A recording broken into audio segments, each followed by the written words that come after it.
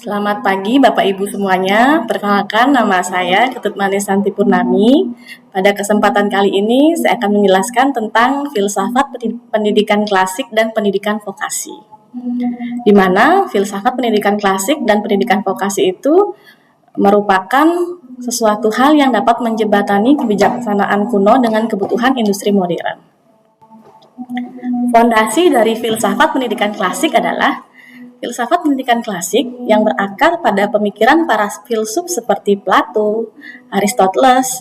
Jadi, beliau menekankan pentingnya pendidikan sebagai sarana untuk mencapai kebajikan dan kebijaksanaan. Pendidikan dipandang bukan hanya sebagai transfer pengetahuan, tetapi sebagai proses pembentukan karakter dan pengembangan intelektual yang mendalam. Plato pada tahun 380 sebelum Masehi dalam bukunya Republik menekankan pendidikan membentuk individu yang berkontribusi positif kepada masyarakat. Pendidikan merupakan kunci untuk mencapai negara yang adil dan harmonis. Kemudian Aristoteles pada tahun 350 sebelum Masehi dalam bukunya Politik dan Etika Nikomakea, beliau menekankan bahwa pengembangan kebajikan moral dan intelektual.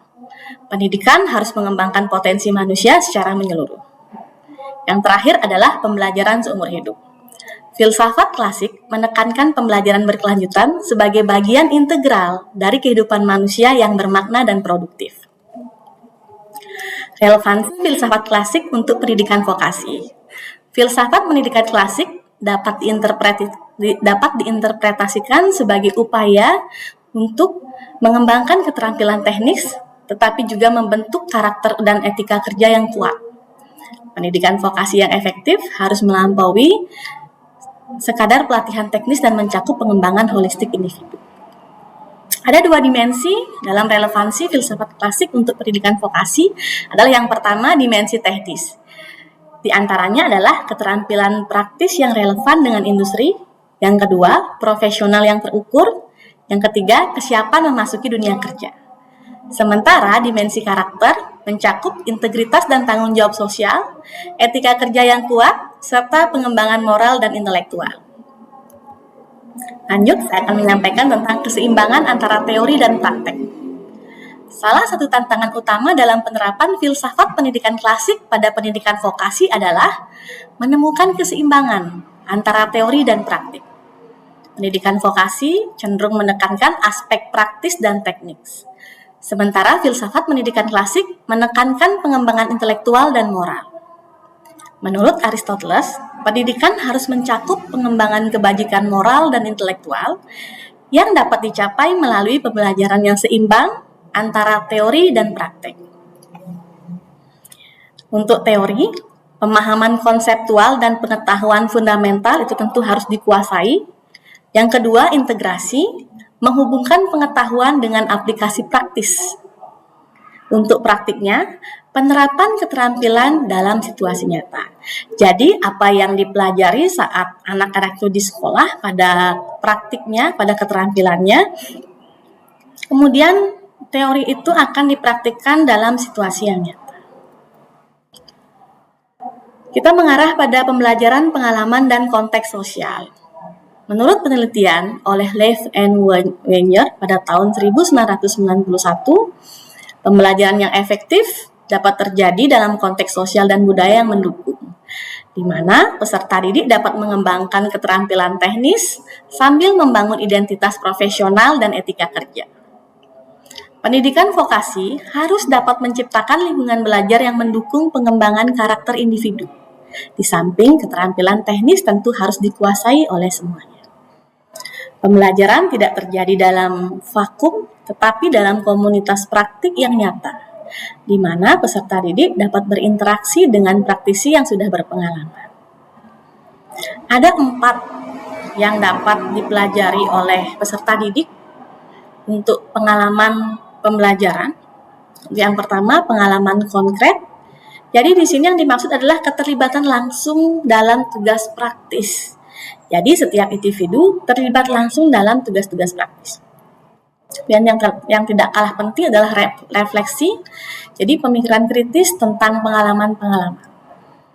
Eksperimen aktif yaitu penerapan pengetahuan dalam situasi baru Dan yang terakhir adalah konseptualisasi yang merupakan abstraksi pengetahuan dari pengalaman.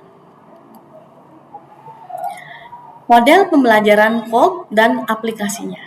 Studi oleh Kolb pada tahun 1984 tentang pembelajaran pengalaman, di mana menekankan pentingnya siklus pembelajaran yang mencakup pengalaman konkret, refleksi, konseptualisasi abstrak, serta ekspresi aktif.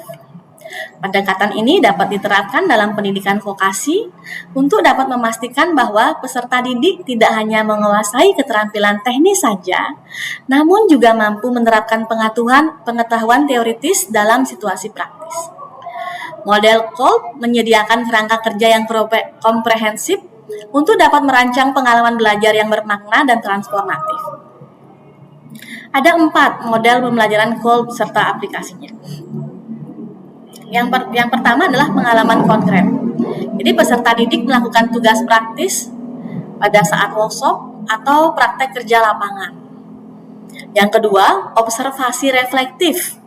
Jadi peserta didik dapat merenung tentang apa yang terjadi dan mengapa hal tersebut merupakan hal yang penting yang dilakukan oleh peserta didik sendiri. Yang ketiga, konseptualisasi abstrak, yaitu mengembangkan teori dan prinsip dari pengalaman. Kemudian yang terakhir adalah eksperimen aktif, menguji teori dalam konteks baru dan berbeda. Selanjutnya saya akan menjelaskan tentang perspektif John Dewey dan pendidikan dinamis. Menurut John Dewey pada tahun 1916, beliau berpandangan bahwa pendidikan harus bersifat dinamis dan terus berkembang sesuai dengan perubahan sosial dan teknologi. Filsafat pendidikan klasik juga menekankan pentingnya pembelajaran seumur hidup yang dapat sejalan dengan konsep pendidikan vokasi yang adaptif. Adaptif di sini adalah terhadap perubahan teknologi dan kebutuhan industri. Dengan demikian, pendidikan vokasi harus dirancang untuk dapat memberikan keterampilan yang relevan dan dapat diperbarui, sehingga lulusan nantinya dapat terus beradaptasi dengan perkembangan industri yang cepat dan dinamis. Yang pertama ada adaptabilitas teknologi, yaitu kurikulum yang dapat diperbarui mengikuti perkembangan teknologi industri terkini. Perspektif yang kedua yaitu pembelajaran berkelanjutan, jadi di mana mendorong peserta didik untuk dapat terus belajar dan mengembangkan diri sesuai dengan keterampilan sepanjang karirnya. Yang terakhir adalah relevansi industri, keterampilan yang diajarkan selalu sesuai dengan kebutuhan pasar kerja yang dinamis. Tentu untuk hal ini ada keterbatasan dan tantangan dalam penerapannya di dalam kelas. Jadi di antaranya adalah terdapat keterbatasan dalam penerapan filsafat pendidikan klasik pada pendidikan vokasi. Salah satu keterbatasannya adalah fokus yang berlebihan pada aspek teoritis dan filosofis. Yang tentu saja hal tersebut tidak sepenuhnya sesuai dengan kebutuhan praktis dunia kerja saat ini. Menurut Biesta, pada tahun 2010, menunjukkan bahwa pendidikan vokasi harus menyeimbangkan antara teori dan praktek untuk dapat menghasilkan lulusan yang siap kerja. Banyak studi yang berfokus pada pendidikan vokasi lebih cenderung mengabaikan aspek pengembangan karakter dan etika yang merupakan elemen penting dalam filsafat pendidikan klasik. Ada 3 hal di sini yang menjadi terbatasnya masalah ini, yaitu yang pertama, fokus terlalu berlebihan pada teori. Risiko mengabaikan kebutuhan praktis industri di sini tentu akan terasa ya. Kemudian pengabaian karakter dan etika. Jadi, penelitian sering mengabaikan dimensi moral dan etika, serta kesenjangan penelitian. Kurangnya studi tentang integrasi nilai-nilai klasik dalam kurikulum vokasi. Selanjutnya kita masuk pada pendekatan pragmatis dan holistik. Pentingnya untuk mengintegrasikan pendidikan praktis dalam kurikulum pendidikan vokasi. Tentu saja tanpa mengabaikan nilai-nilai filosofis yang mendasarinya. Pendidikan vokasi perlu mengadopsi pendekatan yang holistik, yang tidak hanya fokus pada keterampilan teknis saja, namun juga pengembangan karakter dan etika. Dalam sintesis literatur dapat disimpulkan bahwa meskipun filsafat pendidikan klasik memberikan landasan yang kuat untuk pendidikan vokasi, namun ada kebutuhan untuk dapat menyesuaikan pendekatan ini dengan konteks modern. Pendidikan vokasi harus mengadopsi pendekatan yang lebih pragmatis yang menggabungkan keterampilan teknis dengan pengembangan karakter dan etika. Jadi kesimpulannya adalah di sini yang dapat saya sampaikan yaitu menyatukan kebijakan klasik dengan kebutuhan modern ya. Jadi pendidikan vokasi yang berhasil adalah yang mampu mengintegrasikan teori dan praktik secara efektif.